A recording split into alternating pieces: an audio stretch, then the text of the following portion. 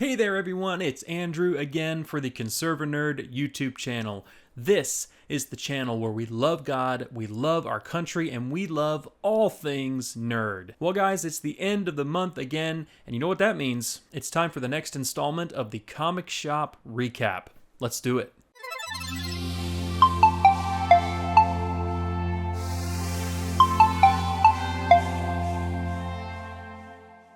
If you don't know what the Comic Shop Recap is, it is a segment that I do here on the channel once a month where I talk about all of the new comics that came out this month and that I personally read. I tell you what I thought about each book without spoiling anything, and then I give each book a rating on a scale from 1 to 5. With that being said, if you are into comic books or any other kind of nerd stuff like movies and video games, then consider subscribing to the channel. I really think you're going to like all the content that we upload here. With all that said, let's get on to the Comic Shop Recap for January of 2026. Starting off with possibly the best book of the month, it is Absolute Batman, the Arc-M Special #1. This book is insane, and honestly, it really goes hand in hand with Absolute Batman #15 that came out a few weeks prior. Because Absolute Batman #15 gave us the origin story of Absolute Joker, and the Arc-M Special gives us the history behind Arkham Asylum itself, and tells us how the Joker is connected to it. So you really don't get the full picture unless you read both books. This story floored me. I mean, it was disturbing and eerie and everything you'd want from a comic that is about Arkham Asylum or the Joker. It also comes with an excellent twist at the end, which I kinda saw coming,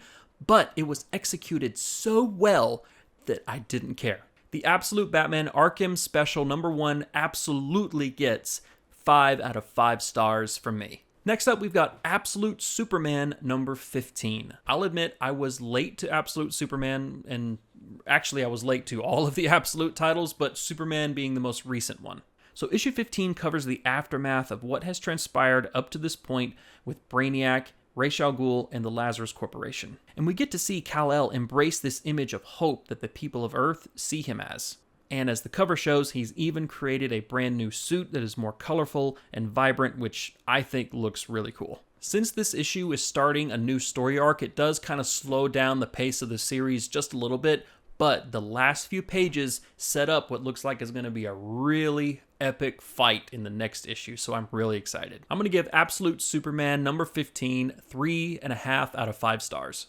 Next on the list is Batman #5. If you saw last month's installment of the Comic Shop Recap, you might remember me saying that I hope issue 5 of Batman picks up the pace a little bit from where issue 4 left off. Well, the creators must have seen that video because issue 5 does just that. The whole issue is basically one long chase sequence where Bruce and Dr. Annika Zeller are running from this gang, as well as a new antagonist called the Ojo? I think that's how you pronounce that. I had a lot of fun with this issue. I liked how Bruce was having to do all of these Batman-like things while also trying not to reveal the fact that he is Batman. He's putting on his whole playboy billionaire act while trying to survive all the chaos that's going on around him and Dr. Zeller. I gotta say that was pretty entertaining. Batman issue 5 gets 4 out of 5 stars from me. Next up, we've got Spider-Man Noir issue #4. Right away, I've got to say I think this is my least favorite issue in the series so far. It's not bad, it's just kind of meh. It was the first issue that felt a little all over the place to me, like there was just too much going on. Even the cover seems a little bit messy. There's still a lot of loose ends to tie up in the story as well, and we only have one issue left in the miniseries. I really liked this series up until this point, but I'm a little bit worried now that the final issue might feel a little bit rushed. Hopefully I'm wrong about that. I'm only going to give Spider-Man Noir issue 4 2.5 out of 5 stars. Again, not bad, it's just very mid to me. Next, we've got Daredevil and Punisher, The Devil's Trigger, issue #3. With this issue, we are over the halfway point in this 5-part miniseries, and I gotta tell you, I am still enjoying the crap out of this book. The art is fantastic. It's everything you'd want from either a Punisher or Daredevil series all rolled into one. This issue continues Daredevil's investigations into the criminal underbelly of New York, all while the Punisher is just wreaking havoc on everything simultaneously. Issue 4 of this book cannot get here fast enough as far as I'm concerned. I think Daredevil and Punisher issue number 3 deserves 4 out of 5 stars. Moving on to Spider-Man 94, issue number 5. This issue concludes the 5-part miniseries that is based on the 90s cartoon show, and I've got to say, it's not bad. Merlin as a villain was kind of lame, not gonna lie. I wish the creators had gone with a more traditional Spider-Man villain as the main antagonist for the series, but at least we got Kraven in there for a little while, so that was pretty cool at least. The story wrapped up pretty well in my opinion, so I'd say that the series ended on a high note, though I'm not the biggest fan of this cover. I much prefer the Dan Jurgens variant with the Hobgoblin on the cover, even though the Hobgoblin doesn't appear anywhere in the series. In the end, I kind of hope that they return to this universe to do some more stories in the future, maybe like a X-Men 97 and Spider-Man 94 crossover. I think that'd be pretty sick. Spider-Man 94 issue 5 gets 4 out of 5 stars from me. Okay, these next 2 books are kind of bonus books, but I did have a chance to pick up a copy of the 10th printing of Absolute Batman number 1, and also a second printing of the Absolute Batman Annual number 1. I mean, can you guys believe that Absolute Batman number 1 is already in its 10th printing?